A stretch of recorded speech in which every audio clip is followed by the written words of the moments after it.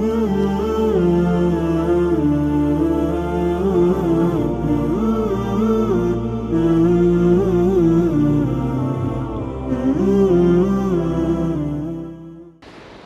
عليكم ورحمة الله وبركاته. بەخێر بن سەرچاوان.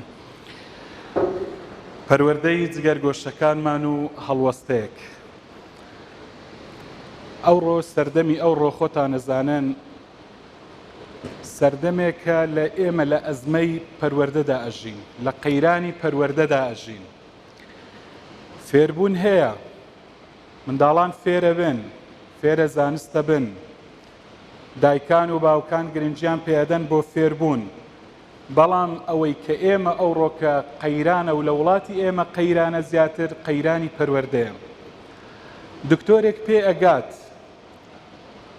فێر ئەبیت، بەڵام کە پەروەردەیەکی تەندروست نەکرابیتن خیانەت لە نەخۆشەکانی خۆیەکات. ئەندازیارێک، مامۆستایەکی ئاینی هەتا دوایە.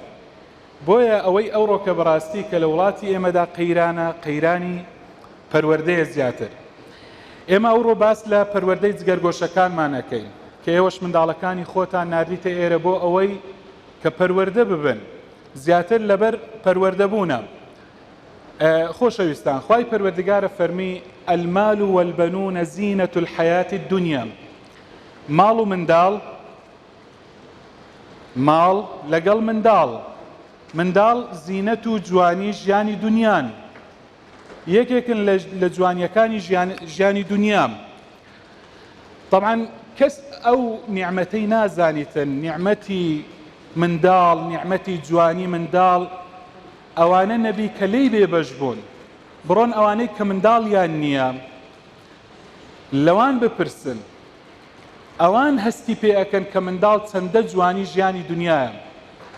بۆیە هەموو تاقە و توانای خۆیان، پارە و ماندووبوونی خۆیان تێ ئەکۆشن بۆ ئەوەی کە خوای پەروەردگار منداڵێکیان پێ ببەخشیتن.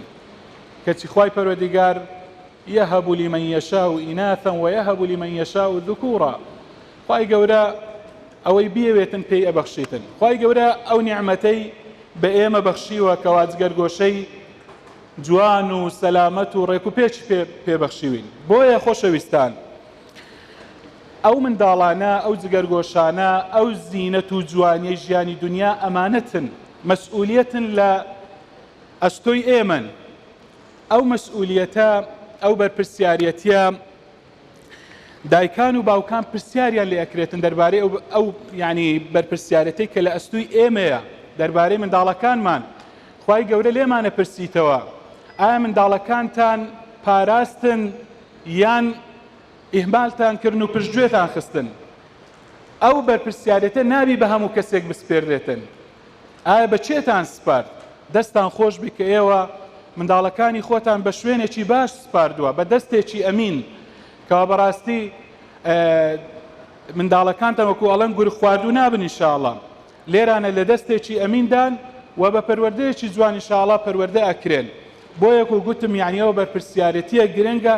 زۆرێک لە منداڵان ئێستا و هاوینە هەیە لەوانەیە کەتینە کۆڵانەکان و دایکان و باوکان پشتگوێیان خستینە و لە کۆڵانەکانە سوڕێنەوە، لەسەر شقامەکانە سوڕێنەوە، یا خەریکی ئەتاریکردن و یاریکردن و شتی ترن.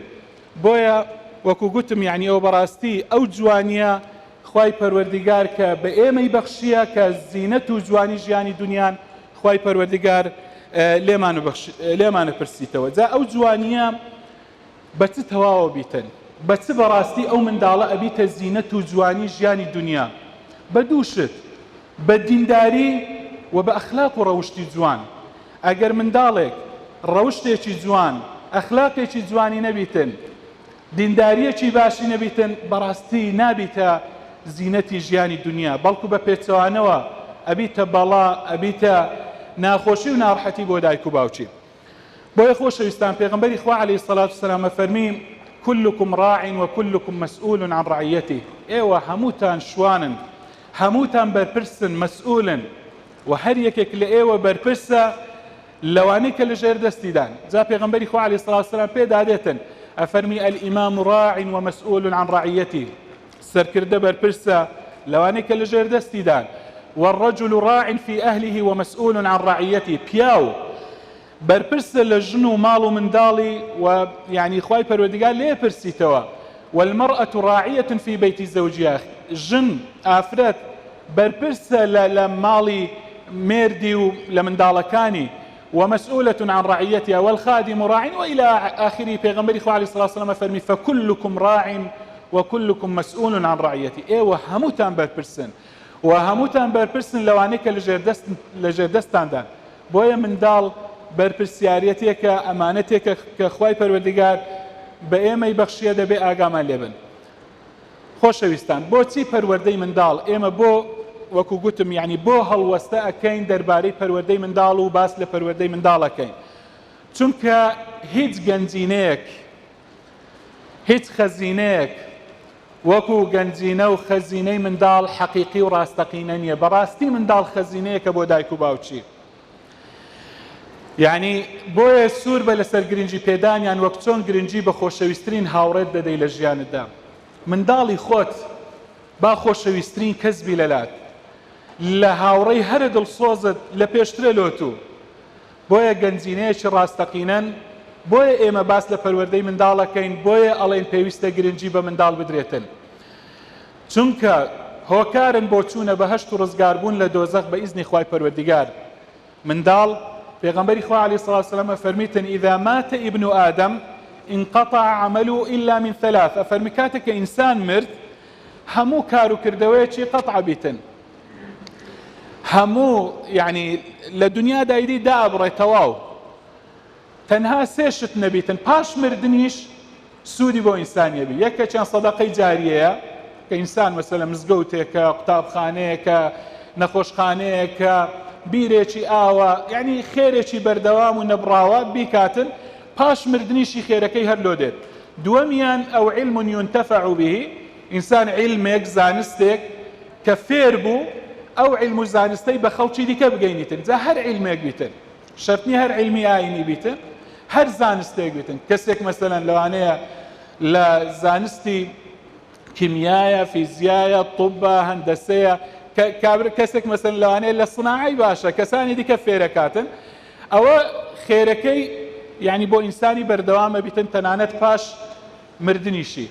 ئەوەی سێمیان ئەوەیە کە پێغەمبەری خوا عەلەیهی سڵاتو وسەلام فەرمیتن ئەو وەلەد صالح يدعو له. منداڵێکی صالح، منداڵێکی صالح کاتێک کە ئینسان ئەمریتن پاش مردنی منداڵەکەت صالح بوو، پەروەردەیەکی جوانت کرد بوو، دوعای بۆوە کردی، یا فێرە نوێژت کرد بوو، حتا ماوە نوێژ بکاتن خێرەکەی بۆ تو دێتن. چونکە تو گرنگیت پێدایە، فێرت کردیە، ناردیتە شوێنی باش کە فێر بیتن، بەردەوام پاش مردنیشت خێرەکەیان هەتا نەوەی نەوانیش و بەردەوام خێرەکەی هەر بۆ تۆ بەردەوام دێتن. کەواتە ئەو منداڵە چەندە دوعا بکاتن، واتو لێرانە هەم فێرە عیلمەکە بیتن، هەم پەروەردە و ساڵح بوونیش ئینشاءڵڵا پاش مردنیش ئەوانە هۆکارن بۆ چوونە بەهەشتی ئینسان. سێمیان چونکە عیبادەتێکی گەورەیە و خۆشی و لەززەتە لە ژیانی دنیا. منداڵ، پەروەردەی منداڵ عیبادەتە. پێغەمبەری خوا عەلەیهی سەڵاتو وسەلام پێمانە فەرمیتن هەموو کار و کردەوەیەکی ئێوە ئینسانی مسلمان عجبا لأمر المؤمن إن أمره كله له خير. ئەفەرمی سەر مسلماوە لە کاروباری ئینسانی مسلمان. ئینسانی مسلمان هەموو کار و کردەوەکانی خێرن، هەموو کار و کردەوەکانی بەس نیەتی باشت لەگەڵ هەبیتن. تەنانەت ئاو خواردنەوەت، نان خواردنت ئەگەر بە نیەتی عیبادەت و پەرستش بیتن بەخێر بۆتە نووسرێتن. ئەی چ جای پەروەردەی منداڵ کاتێک کە بە نیەتێکی باش پەروەردەیەکە یا ئینێریە شوێنەکە پەروەردە بیتن، ئەوە عیبادەتە و تۆ وەکو بەردەوام لە عیبادەت دابی ئاوایە.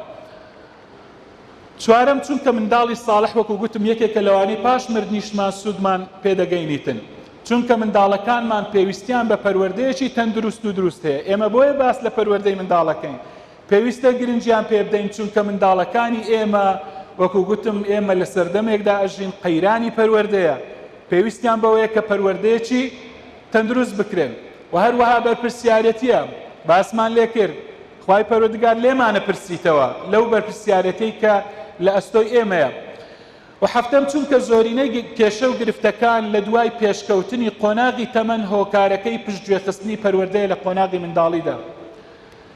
سيك هي عرب على من لم يؤدبه الأبوان يؤدبه الزمان. هر من دالك لمن دالی دا پرورده نکرد دایک و باوک پروردهی نکن گرنجی به پروردهی ندن زمانه پرورده کن زمانه پرورده نابید بلام شقی زمانه پیاکویتن بویا گرنگه یعنی دایکان و باوکان یعنی او چێشە و گرفتانەی کە دواتر سەر هەڵەدەن تووشی منداڵە بن ئەوەیە کە لە سەردەمی منداڵیدا پەروەردەیەکی تەندروست نەکراون. خۆشەویستان بۆیە پێویستە ئێمە بەڕاستی بۆ ئەوەی منداڵەکانمان پەروەردە بن پێویستە ئێمە بەرەو باشتر خۆمان بگۆڕین خۆگۆڕینی خۆمان بۆ ئەوەی منداڵەکانمان جوانتر پەروەردە بن پێویستە سەرەتا خۆمان بگۆڕین ئەگەر ئەمانەوێت منداڵەکانمان پەروەردەیەکی باشتر بن.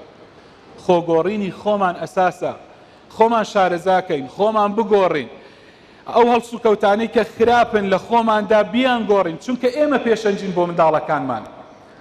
منداڵ چاو لە ئێمە ئەکات منداڵ ئەوەندەی کە لە گفتار و ڕەفتاری ئێمە لە کردەوەکانی ئێمە شت فێرە بیتن ئەوەندە بە قسە و گفتاری ئێمە شتوەرناگریت. بۆیە پێویستە خۆمان بگۆڕین ئەو شتێک کە ئەمانوێت لە منداڵەکانمان ڕنگ بداتەوە پێویستە سەرەتا لە خۆمان ڕنگ بداتەوە. هەر ڕەوشتێک ئەگەر ئەتەوێ منداڵەکەت فێر بیتن پێویستە لە خۆتدا سەرەتا ڕنگ ناکرێت و باس لە ڕازگۆیی بکەی بۆ منداڵەکەت بەڵام کەچی لە پێش چاوی منداڵەکەت بەخۆ حاشاچی ئێوە ئینسان درۆ بکاتن ناکرێت و بڵێ منداڵەکەت جغارە مەچێشە کەچی لە پێش چاوی منداڵەکەت بە خۆت جغارە بچێشی. بۆیە گرنگە ئێمە سەرەتا خۆمان بەرەو باشتر بگۆڕین بۆ ئەوەی منداڵەکانمان باشتر پەروەردە بن. شتێکی دیکە گرنگە زانینی ئافەتەکانی پەروەردەی هەڵە بۆ ئەوەی تێنەکەوین. یعنی هەندێک شت هەیە ئەوانە بەڕاستی کارەساتن بەڵای پەروەردەین دەبی ئاگامان لێبیتن بۆ ئەوەی تێنەکەوین. بۆ نمونە پشت گوێخستنی منداڵ نابی منداڵ ئیهمال بکرێتن یاخود پەلەکردن لە پەروەردەکردندا. عملیای پەروەردەکردن عملیەیەکی قورسە کردارێکی سەختە بە ڕۆژێک و دوو ڕۆژ منداڵ پەروەردە نابیتن کاتی ئەوێ ماندووبوونی ئەوێ زەحمەتی ئەوێتن بەڕاهێنان ناکرێ ینی بە ڕۆژێک وەڵا پەروەردە نەبوو بە دوو ڕۆژ پەروەردە نەبوو ئیدی ئیهمالی کەی یان لێدان و کوتان و ئەوانە لەگەڵی بەکاربیێنی نا بە هێواشی لەگەڵی دەبی ئینسان هەوڵداتن بۆ ئەوەی نەکەوینە ئافەت و بەڵاو موسیبەتی گەورە. هەروەها نەزانین ئەوانە بەڕاستی ئافەتی گەورن. خۆشەویستان شتێکی دیکە ڕاگەیاندن و کاریگەری نەرێنی لەسەر منداڵەکانمان. ئەو ڕۆکە ڕاگەیاندن کاریگەری لەسەر هەموو تاکێکی کۆمەلگا هەیە چ جای منداڵەکان ڕاگەیاندنی خراپیش زۆر زۆرە لە وڵاتی ئێمەدا یعنی ئەوانەیە کە باشن و شتی باش ئەوە بکەن بەخوا بە پەنجەی دەست ئەژمێردرێن. بۆیە گرنگە ئێمە ئاگامان لێبیتن لە ڕاگەیاندنەکان جا بە هەموو جۆرەکانیەوە. پێویستە دایک و باوک تەدەخول بکەن یعنی کاتیان بۆ دیاریکەن بۆ منداڵەکان ناکرێت ڕۆژە تا ئێوارە منداڵ لەبەر تەلەڤیزیۆن بیتن یاخود خەریکی فەیسبوک و ئەنتەرنێت و ئەو شتانە بیتن دەبی کاتی دیاریکراوی بۆ دیاری بکرێتن ئەگەر نا ئەوانە بەڕاستی بەڵاو ئافەتی گەورەن منداڵ بەرەو هەڵدەیرە بن. تایبەتمەندیەکانی دایک و باوک و کاریگەریان لەسەر منداڵ هەندێک شت هەیە وەکو تازە گوتم یعنی کە پێویستە ئێمە خۆمان بگۆڕین. هەندێک شت هەیە هەندێک تایبەتمەندی و صفات هەیە لە دایک و باوکدا ئەوانە کاریگەری گەورەیان لەسەر منداڵیە بیتن. بۆیە هەر تایبەتمەندیەک لە تۆدایە بزانە ئەو تایبەتمەندیە ڕەنگدانەوەیە بی لە منداڵەکەت. بۆ نمونە ئەگەر ئەتوو کەسێک بی متمانەت بە خۆبی کەسێکی متمانە بە خۆبی دڵنیا بە منداڵەکەت وا دەرەچیت. کەسێک بی گەشبین بی لە ژیاندا منداڵەکەت گەشبین دەرەچیتن. بۆیە گرنگە ئێمە منداڵەکانمان فێرە ڕەشبینی نەکەین. ڕەشبینی ئافەتێکی زۆر زۆر گەورەیە یعنی دەردێکی زۆر زۆر کوشندەیە. ئەوەی کە تووشی ڕەشبینی بوو تەواو بێتاقەتە بی تووشی خمولە بیتن ناتوانیتن یعنی بەرەو پێش بچیتن بەرەو سەرکەوتن بڕواتن. گرنگە ئێمە خۆمان فێرە گەشبینیکەین بۆ ئەوەی ڕاستە لە سەردەمێکدا ئەژین کە هەر چواردە ورمان هەمووی ڕەشبینیە بەڵام گرنگە ئەوە بزانین شەو چەندە تاریک بیتن بەشی کۆتایی شەو لە هەموو بەشەکانی تری شەو تاریکترە بەڵام کاتێک شەو چەندە تاریک بوو بەرەبەیانی بەدواوەیە، سپێدەیەکی ڕووناکی بەدواوەیە، زستان چەندە سارد بیتن بەهارێکی بەدواوەیە. بۆیە هەمیشە لە ژیانواندا گە چەندە تووشی ناخۆشی و ناڕەحەتی بین بە گەشتبینیەوە بڕوانینە ژیان بۆ ئەوی منداڵەکانیشمان گەشتبین بن، ئەرێنی بن. ئەوانە ئەو سیفاتانە چەندین سیفاتی دی ئەگەر لە ئێمەدا بە باش و خراپەوە لە ئێمەدا هەبوون هەمان سیفات ئەگەر باش بوون لە منداڵەکان ڕەنگەداتەوە، ئەگەر خراپیش بیتن بە خراپ خوانە خواستە ڕەنگەداتەوە. نەزانینی چۆنیەتی پەروەردەی منداڵ لەوانەیە بمان خاتە هەڵەی کوشندەوە خۆشمان هەستی پێ نەکەین، لەوانەشە بەو هۆیەوە منداڵەکانمان ببنە قوربانی. نەزانینی پەروەردە خۆشەویستان گرنگە هەر یەکێک لە ئێمە دەربارەی پەروەردەی منداڵ چەندین کتاب بخوێنیتەوە، نەک کتابەک و دوان. ئەو ڕۆسپاس بۆ خوا، یعنی کتاب زۆر زۆرە، پەرتوک زۆرە دەربارەی پەروەردەی منداڵ بە کوردیش. ئێستا دەیان پەرتوک لە کتێبخانەکاندا هەیە. ئینسان گرنگە بخوێنیتەوە، بزانی چی باشە، چی هەڵەیە، چۆن تەسەڕوف بکاتن، یعنی هەڵسوکەوت بکاتن لەگەڵ منداڵەکان. وەکو گوتم بەخوای عملیەی پەروەردە عملیەیەکی زۆر زۆر سەختە، کردارێکی قورسە. ئەو کردارە ئەو ئیشی پێغەمبەران بوو عەلەیهیم السەڵات وسەلام. بۆیە ماندووبوونی ئەوێ، کاتی ئەوێ، پارە سەرفکردنی ئەوێتن. ئینسان پێویستە ئەو سەیانە بەردەوام بیبەخشی لە پێناو پەروەردەی منداڵدا. کاتت، ماڵت هەرگیز یعنی لە پەروەردەی منداڵەکانتدا مەڵێ ئەوەم سەرف کرد، مەڵێ ئەوە زۆرە، بیبەخشە لە ڕێی پەروەردەکردنی منداڵەکان، لێیان سەرفکە. تاقە و توانای خۆت، کاتیش وەکو گوتم نەڵی کاتم نییە، سەرقاڵم، ماندووم، ئیشم هەیە، دەبی کاتت بێڵی لە پەروەردەی منداڵت. ئەگەر نا کاتیان نەدەیە سبەینە زەرەرەکەی، سبەینە ئەو منداڵانە پەروەردەیەکی تەندروست نابن. بۆیە وەکو گوتم یعنی نەزانین لەوانەیە بمان خاتاڵی کوشندە کە نازانین. نەزانین عیب نییە، بەڵام گرنگە هەوڵدەین خۆمان فێرکەین، هەوڵدەین بخوێنینەوە. ئەگەر نازانین بخوێنینەوە بەرنامە زۆرە، بەرنامەی پەروەردەی با گوێ بگرین. بە هەر هۆکارێک لە هۆکارەکانی گوێگرتنە ئەکرێ لە گوێ لەو بەرنامانە بگرین کە بەسوولن. یەکدەنجی دایک و باوک لە پەروەردەی منداڵ بەردی بناغەیە. دایک و باوک لە ماڵی گرنگە هەردووچیان یەکدەنگ بن. ناکرێت باب بە شێوازێکی منداڵەکەی پەروەردەکاتن، دایک یعنی بەرهەوەستی بکاتن. جارو هەیە لەوانەیە لێدان لە منداڵی بۆ لێدانی پەروەردەی لەوانەیە پێویست بیتن لە هەندێک حاڵەتدا. باب هەڵەستی ئەوێتن مەسەلەن شەقێک لە منداڵتدا کە دەستی بگریت و ببیتە شەڕیان لەسەرەوە، ئەوە خراپە، زۆر ڕنگدانەوەی خراپی لەسەر منداڵەکەیە بیتن. نابی دایک و باوک لەسەر مەسەلەی پەروەردەکردندا دەنگە دەنگ و شتیان بەڵکو دەبی هەردووک ڕێککەون لەسەر یەک شێوازی پەروەردەی منداڵ هەردووچیان یەکدەنگ بن. خاڵێکی دی گرنگ ئەوەیە کاتێک کە دەزانیت کەسێک سەرکەوتوو بووە لە پەروەردەی منداڵەکانیدا. تازە باسمان کرد ئەگەر نەزانین چۆن منداڵەکانمان پەروەردە ئەەکەین، ئەکەوینە هەڵەی کوشندە. نەزانین عیب نییە، ئەخوێنینەوە، گوێ ئەگرین. بەڵام ئەوەش نەبوو کەسێکی دیکە ئەبینین لە پەروەردەی منداڵەکانی خۆیدا کەسێکی سەرکەوتوو بووە، ئەچین لێ پرسین کاکە تو چۆن توانیت منداڵەکانی خۆت پەروەردەکەی؟ ئەکرێ ئەو خاڵانەی جوان سوودی لێ بینین، بەڵام یەک شتمان دەبی ئاگا لێ بیتن، لەو خاڵی دەبی ئاگادار بین. ئەو شتانی کە ئەو دەربارەی پەروەردەکردنی منداڵەکانی خۆی کردیتی شەرت نییە 100% هەمووی لۆ منداڵەکانی تو گونجاو بن. بەڵام ڕەچاوی ئەوە بکە کە ڕۆڵەکان جیاوازیان هەیە، چکە لەوانەیە ئەو شێوازە بۆ منداڵەکانی تو سوودیان نەبیتن. هەندێک خاڵەکرێ سوودی لێ بینی، یاخود ئەکرێت تۆزێک مەسەلەن بە گۆڕانکاریەوە ئەو شتانی کە ئەوی کردێ لە منداڵەکانی خۆدا جێبەجێیان بکەیت. ئەگە زانیت ژینگەکەی ئەوی لەگەڵ ژینگەی منداڵەکانی تو هەموو شتیان وەکو یەکە، ئەکرێ هەمان شت سوودی لێوەربگری، ئەگە نا ئەکرێ گۆڕانکاری تێدا بکەیت. ڕۆژێک لە یەکێکم پرسی لە مامۆستایەک کە منداڵەکانی جوان پەروەردەکردبوون، گوتم ئەتو چۆن توانیت کە منداڵەکانی خۆت ئاوا پەروەردەکەی؟ ئەو ئەوەندەی گۆگوتی من لە پەروەردەکردنی منداڵەکانی خۆم پشت بە دوعایە بەستم، زۆر دوعایان لۆکەم. دوعای باش، طبعا دوعای دایک و باوک مەقبولە، خوای گەورە قبول یەکاتن. بۆیە دەبی ئاگامان لێبیتن لە دوعای خراپیش، بە تایبەتی دایکان زۆر جاران زۆر دوعای خراپ لە منداڵەکانەکەن. نابی بە هیچ جۆرێک دوعای خراپ لە منداڵەکانمان بکەین، نەوەک کەویتە کاتێک کە خوای گەورە ئەو دوعایانە قبول بکاتن.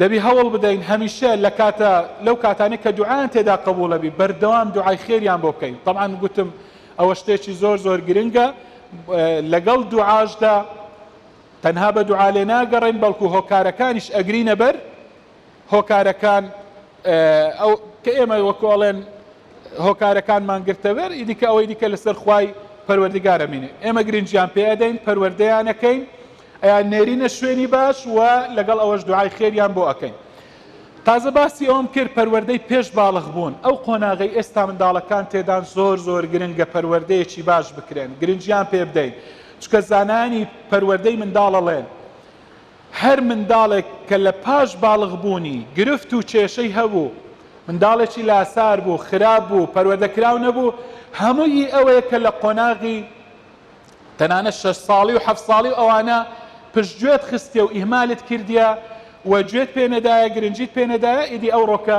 ئەوە بەرهەمەکەیە بیتن بۆیە گرنگە پێش باڵغ بوون پەروەردەیەکی تەندروست بکرێن بۆ ئەوەی دوای باڵغ بوون بەرهەمەکە بچنینەوە دوای باڵغ بوون ئیدی کاتی بەرهەمە کاتی خەرمانەیە دروێنەی خەرمانەیە ئەو کاتە دایکان و باوکانی شاڵا لە سایەیاندا بحەسێنەوە ئەوەی لەسەر ئێمەوە گوتم گرتنەبەری هۆکارەکانە ئەو ئەسبابانە بگرینە بەر پەروەردەیان کەین بنێرینە شوێنی باش بۆ ئەوەی پەروەردە بن خۆمان زیاتر هەوڵ دەین بخوێنینەوە لەسەر شێوازی پەروەردە ئیدی ئەوەی دیکە بەدەستی خوایە وەلله الأمر من قبل ومن بعد ئەم لێرە کۆتایی پێدەینم چیری کە سەرتان ناشینم سوپاس بۆ ئامادەبوونتان خوای گەورە پاداشتی هەموو لایەک بداتەوە وەسەلام عەلەیکم وەرەحمەتوڵڵاهی وبەرەکاتوه